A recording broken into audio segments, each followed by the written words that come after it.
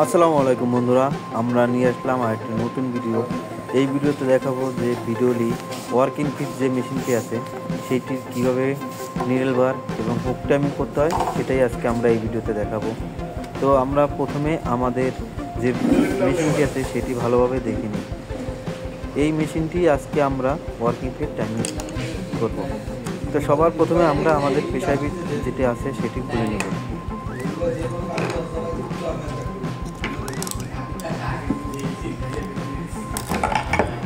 এবার আমাদের নিডলটি খুলে নিতে হবে। মাঝখানের ওয়ার্কিং ফিটটি খোলার জন্য অবশ্যই নিডলটি খুলে নিতে হবে, কারণ সোজাসুজি একটা স্ক্রু আছে, সেটি নিডলটি না খুললে খোলা যায় না। তো অবশ্যই নিডলটি খুলে নেবেন, না হলে নিডলটি ভেঙে যেতে পারে। হ্যালো, এদিকে আও।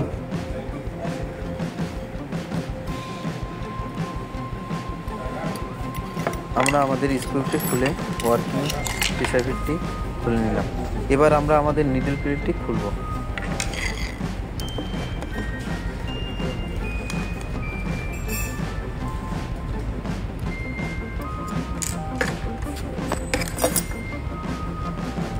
এবার আমরা আমাদের যে ফিডব্যাকটি আছে সেটিও খুলে নেব।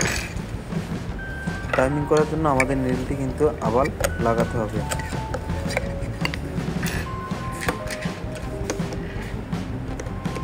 এবার আমরা আমাদের মেশিনের যে ফিডব্যাকটি আছে সেটিও খুলব। অবশ্যই আপনারা আমাদের চ্যানেলটি সাবস্ক্রাইব করবেন, আর নতুন নতুন ভিডিও পাওয়ার জন্য আমাদের কমেন্ট করবেন যে আপনারা কোন ধরনের ভিডিও চান, সেটা আমাদের অবশ্যই কমেন্ট করে জানাবেন।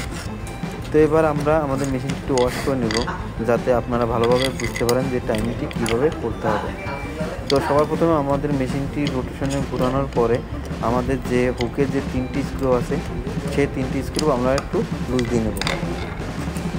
এবার আমরা আমাদের হুকটি হাত থেকে ধরে নিডল বারটি উপরে মুভ করে নিচে সর্বোচ্চ ডাউন করব।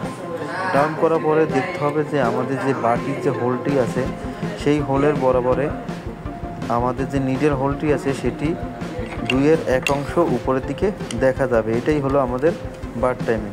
এবার আমাদের হুক টাইমিংটি হবে নিডল বারটা সম্পূর্ণ ডাউন হওয়ার পর আপে যখন উঠবে নিডেল থেকে 1.5 মিনিট পর্যন্ত আপে থাকবে আমাদের হুকের পয়েন্টটি।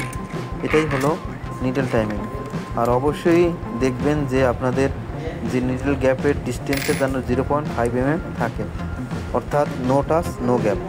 এবার আমরা টাইমিংটি করার পরে এবার আমরা আমাদের আবার ফিডব্যাক, তারপরে নিডল প্লেট, এগুলো আবার অ্যাসেম্বলি করব।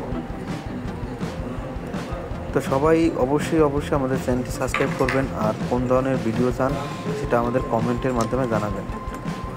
এবার আমরা আমাদের স্ক্রু যে ফিডব্যাকের যে স্ক্রু দুটি আছে সেই দুটি স্ক্রু ভালোভাবে টাইট দিয়ে নেব।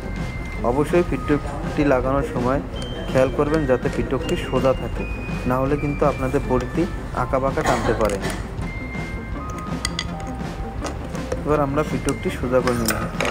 এবার আমরা আমাদের ফিডব্যাকটি ফুল টাইট দেব, দিয়ে নিডল বার প্লেটটি বসানোর পরও দেখতে হবে যে আমাদের নিডেল যে প্লেটের সাথে নিডেল যাতে কোনোভাবেই টাচ না হয়, তাহলে আমাদের মেশিনটি নিডেল ভাঙতে পারে, সুতা কাটতে পারে, বিভিন্ন সমস্যা হতে পারে। এবার আমরা আমাদের স্ক্রুটি আবার টাইট দিয়ে নেব প্লেটে। এবার আমাদের সাইড কভারটি আবার মিশিয়ে দিতে হবে, যাতে আমাদের এখানে যে ববিন পিসটি লাগায় সেটি লাগানো যায় সুবিধাতে। এবার আমরা আবার একটু চেক দিয়ে নেব যে আমাদের যে নিডেল আর প্লেটের হোল আছে সেটি যেন মাঝখানেই থাকে। এবার একে একে আমরা আবার সেম কাজগুলোই করব। আবার ওয়ার্কিং ক্লাম, এবার আমরা আমাদের ওয়ার্কিং ক্লাম যেটি আছে সেটি ভালোভাবে টাইট দিয়ে নিতে হবে। অবশ্যই খেয়াল রাখবেন যাতে ওয়ার্কিং ক্লামটি কোনোভাবেই এক সাইড না হয়ে যায়, তাহলে কিন্তু বডিটি এক সাইডে টানবে। এবার আমরা আমাদের প্রেসার ফিটটিও লাগাবো। প্রেসার ফিটটি লাগানোর সময় একটা জিনিস খেয়াল রাখবেন, অবশ্যই যাতে নিডেল প্রেসার ফিটের সাথে ধাক্কা না খায়, এটা অবশ্যই খেয়াল রাখবেন। না হলে আপনাদের নিডেল সুতা কাটতে পারে, নীল ভাঙতে পারে, স্কিপও করতে পারে। শুধু টাইমিংয়ের কারণে স্কিপ করে, বিষয়টা কিন্তু এরকম না। তো অবশ্যই আমরা আমাদের নিডেলটি লাগানোর সময় ভালোভাবে চেক দিব যে আমাদের প্রেসার ফিটের সাথে নিডেল কোনোভাবেই যাতে সংঘর্ষ না হয়। আর আমাদের চ্যানেলটি অবশ্যই নতুন, তো আপনারা চাইলে আমাদের চ্যানেলটি সাবস্ক্রাইব করতে পারেন। আর যারা অলরেডি সাবস্ক্রাইব করছেন তাদের অন্তরস্থল থেকে সবাইকে ধন্যবাদ।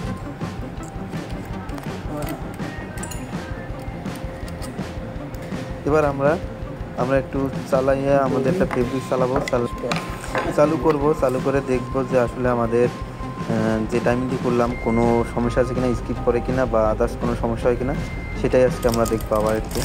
এবার আমরা মেশিনটি রান করলাম, রান করে দেখাচ্ছি আপনাদের। দেখেন আমাদের মেশিনের কিন্তু কোথাও কোনো স্কিপ বা কোনো সমস্যা নাই।